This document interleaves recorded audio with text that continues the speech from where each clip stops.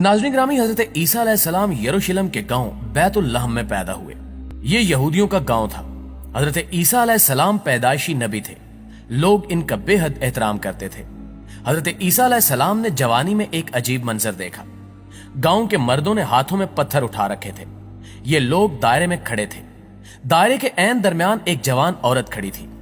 लोग हाथों में पत्थर तोलते थे, गुस्से से औरत की तरफ देखते थे और फिर पत्थर उछालने की पोजीशन बनाते थे और औरत बुरी तरह चिल्लाती थी। हजरत ईसा अलैहिस्सलाम ने माजरा पूछा। बताया गया कि यह औरत जानी है और इसे संसार किया जा रहा है। हजरत ईसा अलैहिस्सलाम ये सुनकर परेशान हो गए।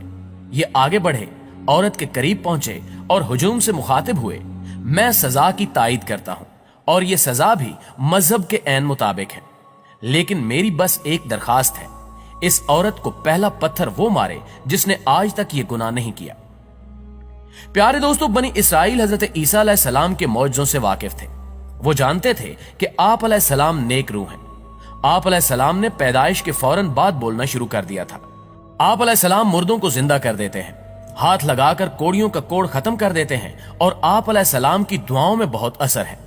वो जानते थे हमने अगर गलत बयानी की तो इस नेक इंसान की बद्दुआ हमें बर्बाद कर देगी। चुनांचे तमाम लोग पत्थर नीचे फेंककर घरों को वापस चले गए। आखिर में वहां सिर्फ वो औरत और हजरत ईसा अलैहिस्सलाम रह गए।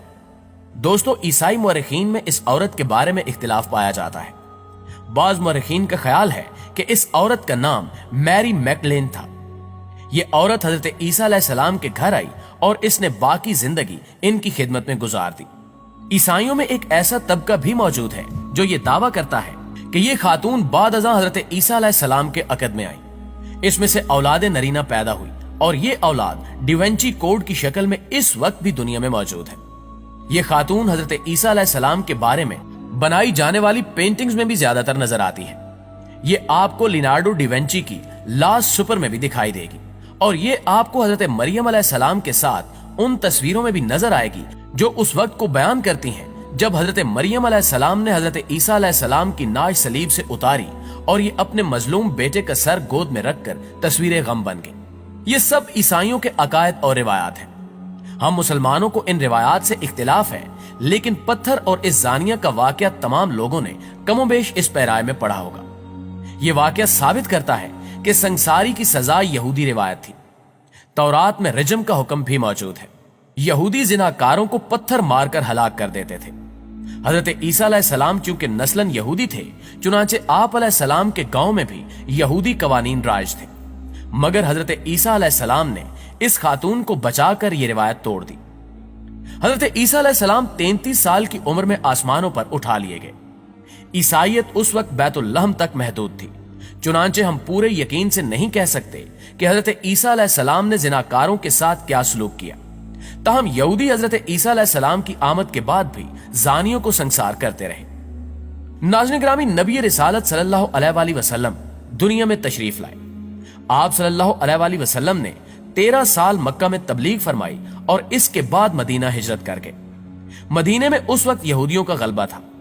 नबी अकरम सल्लल्लाहु अलैहि वसल्लम की तशरीफ आवरी से कबल वहां ज्यादातर कवानीन यहूदी थे। मुसलमान शुरू में कमजोर थे, ये तादाद में भी कम थे, इनके पास वसाइल भी महदूद थे और कुरान मजीद भी उस वक्त तक मुकम्मल नहीं हुआ था। चुनांचे मुसलमानों ने मकामी कवानीन को महदूद वक्त के लिए कबूल कर लिया। ये कवानीन उस वक्त तक जूं के तूं रहे जब तक कुरान मजीद के अहकामात नाजिल नहीं हुए। मैंने सीरत का जितना मुतालिया किया, गो कि ये मुतालिया महदूद है।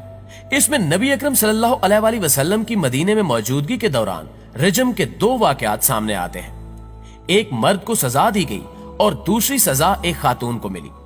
ये दोनों सजाएं गिरफ्तारी, तफ्तीश या गवाहों की बुनियाद पर नहीं दी गई थी। ये मुल्जिमान की तरफ से लोगों के दरमियान खड़े होकर एतराफ़े गुनाह और मुल्जिमान की तरफ से सजा की दरखास्त पर दी गई थी। मर्द इस बिन मालिक का ताल्लुक कबीले असलम से था। ये 4 बार रसूलुल्लाह सल्लल्लाहु अलैहि वसल्लम के पास आया और लोगों के दरमियान खड़े होकर एतराफ़े गुनाह किया। रसूलुल्लाह सल्लल्लाहु अलैहि वसल्लम ने इसे हर बार वापस भिजवा दिया। ये न टला तो हद नाफिज कर दी। मैंने एक किताब में यह भी पढ़ा कि सहाबा कराम जब उसे सजा देकर वापस आए तो एक सहाबी ने बताया कि हमने जब इसे पत्थर मारने शुरू किए तो वो भागने लगा। میرے ہاتھ میں اونٹ کی ران کی ہڈی تھی، میں نے اس کے سر میں ماری تو وہ گر گیا۔ یہ سن کر نبی اکرم صلی اللہ علیہ وآلہ وسلم کی آنکھوں میں آنسو آ گئے اور آپ صلی اللہ علیہ وآلہ وسلم نے فرمایا وہ اگر بھاگ رہا تھا تو اسے بھاگنے دینا تھا۔ ناظرین گرامی، خاتون کا واقعہ بھی حیران کن تھا۔ قبیلہ غامد کی خاتون آئی، آپ صلی اللہ علیہ وآلہ وسلم کے کان میں عرض کیا میں گنہگار ہوں۔ آپ صلی اللہ علیہ وآلہ وسلم نے بات سنی انسنی کر دی۔ وہ دوسرے کان کی طرف آئی، وہاں بھی یہی عرض کیا۔ آپ صلی اللہ علیہ وآلہ وسلم نے بات پھر سنی انسنی کر دی۔ اس کے بعد اس نے اتنی اونچی آواز میں اپنے گناہ کا اعتراف کیا کہ وہاں موجود لوگوں نے سن لیا۔ آپ صلی اللہ علیہ وآلہ وسلم نے سر اٹھا کر اس کی طرف دیکھا۔ عورت نے بتایا کہ میں حاملہ ہوں۔ آپ صلی اللہ علیہ وآلہ وسلم نے فرمایا کہ تمہارے گناہ میں بچے کا کیا قصور ہے، اسے پیدا ہونے دو پھر آنا۔ عورت چلی گئی، بچہ پیدا ہوا تو پھر واپس آ گئی۔ فرمایا بچے کا ماں کے دودھ پر حق ہے، یہ حق اس سے نہیں چھینا جا سکتا، یہ دودھ کی عمر گزار لے تو پھر آنا۔ عورت تیسری بار آئی تو بچہ 2.5 سال کا ہو چکا تھا اور اس کے ہاتھ میں روٹی تھی۔ یوں عورت کو گناہ کے 3.25 سال بعد سزا دی گئی اور اس دوران بھی اسے سزا سے بچنے کے 4 مواقع دیے گئے۔ آپ صلی اللہ علیہ وآلہ وسلم نے 2 مواقع اس وقت دیے جب اس نے آپ صلی اللہ علیہ وآلہ وسلم کے کانوں میں اعتراف کیا تھا، اور 2 مواقع حمل اور بچے کی دودھ کی بنیاد پر فراہم کیے گئے تھے۔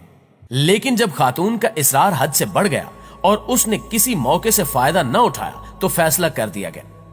ناظرین گرامی، میں ملک کے علماء کرام، مفتی صاحبان، سیرت نگاروں اور مورخین کے سامنے چند سوالات رکھنا چاہتا ہوں۔ میرا علم محدود اور اسلامی علم انتہائی محدود ہے۔ میں علماء کرام سے سیکھنا چاہتا ہوں۔ مجھے امید ہے کہ علماء کرام میرے سوالات پر ناراض بھی نہیں ہوں گے اور میرے ایمان کو بھی شک کی نظروں سے نہیں دیکھیں گے۔ میرا پہلا سوال یہ ہے کہ کیا قرآن مجید نے کسی جگہ زناکاروں کو سنسار کرنے کا حکم صادر کیا؟ اگر ہاں تو وہ آیات کہاں ہیں؟ اگر نہیں تو پھر ہمارے ملک میں سنساری کا مطالبہ کیوں کیا جاتا ہے؟ نبی اکرم صلی اللہ علیہ وآلہ وسلم سے منسوب سزا کے اوپر بیان کردہ دونوں واقعات کب وقوع پذیر ہوئے؟ یہ واقعات سورۃ النور کے نزول سے پہلے کے واقعات ہیں یا سورۃ النور کی ان آیات کے نزول کے بعد وقوع پذیر ہوئے جن کے ذریعے اللہ تعالیٰ نے زنا کی حد طے فرمائی؟ اگر یہ دونوں واقعات آیات کے نزول سے پہلے کے ہیں تو کیا پھر رجم درست ہے؟ کیا حیات طیبہ میں ان دونوں واقعات کے علاوہ کوئی تیسرا واقعہ موجود ہے؟ اگر نہیں تو کیا ان 2 واقعات کے بعد اسلامی ریاست میں ایسا کوئی واقعہ پیش نہیں آیا؟ اگر واقعہ پیش آیا تو پھر مجرم کو کیا سزا دی گئی؟ ان دونوں واقعات میں اعتراف گناہ کے بعد سزا دی گئی، تفتیش یا گواہی کی بنیاد پر نہیں۔ کیا نبی اکرم صلی اللہ علیہ وآلہ وسلم کے دور میں شکایت، گواہی اور تفتیش کی بنیاد پر بھی کسی کو سنسار کیا گیا؟ اگر نہیں تو کیا ہم تفتیش کے بعد کسی کو سنسار کر سکتے ہیں؟ نبی اکرم صلی اللہ علیہ وآلہ وسلم کے بعد 4 خلفائے راشد کا دور آیا۔ کیا خلفائے راشدین نے کسی کو پتھر مروائے؟ حضرت عمر رضی اللہ تعالی عنہ کے دور میں اسلامی ریاست 22 لاکھ مربع میل تک پھیل گئی۔ دنیا میں درجنوں ثقافتیں، زبانیں اور نسلیں اسلامی ریاست کے زیر سایہ آ گئی۔ حضرت عمر رضی اللہ تعالی عنہ کے دور میں اگر کوئی ایسا واقعہ پیش آیا تو حضرت عمر رضی اللہ تعالی عنہ، حضرت عثمان رضی اللہ تعالی عنہ اور حضرت علی رضی اللہ تعالی عنہ نے کیا سزا تجویز کی؟ کیا ان کے ادوار میں مجرموں کو پتھر مارے گئے؟ اگر ہاں تو کیا پتھر مارنے والوں کو خلیفہ کی رضامندی حاصل تھی؟ زنا کے گناہ کا فیصلہ کون کر سکتا ہے؟ کیا اسلام میں زنا کے علاوہ کوئی ایسا دوسرا گناہ، کوئی ایسا دوسرا جرم موجود ہے جس کی حدود کے لیے 4 گواہوں کی ضرورت ہو، اور یہ 4 گواہ بھی وہ لوگ ہوں جن کے تقوی، جن کی صداقت پر کوئی شخص اعتراض نہ کر سکے، اور یہ 4 صادق اور متقی لوگ اللہ کو حاضر ناظر جان کر یہ گواہی دیں کہ ہم نے یہ سارا عمل اپنی آنکھوں سے دیکھا تھا؟ اور اگر کسی ایک گواہ کی صداقت یا تقوی چیلنج ہو جائے تو کیا اس کے باوجود حد نافذ ہو سکتی ہے؟ اور آخری سوال، مجرموں کو سزا دینا ریاست کا کام ہے یا پھر یہ فریضہ عام لوگ بھی سر انجام دے سکتے ہیں؟ اگر یہ ذمہ داری ریاست پر عائد ہوتی ہے تو پھر لورا لائی میں مرد اور خاتون کو سنسار کرنے والے لوگ کون تھے؟ ناظرین گرامی، میں یہ معاملہ علماء کرام کے سامنے رکھتا ہوں۔ ہمیں آپ کی رہنمائی چاہیے۔ آپ اپنا جواب نیچے کمنٹس میں تحریر کر سکتے ہیں، اور اگر آپ کا جواب مدلل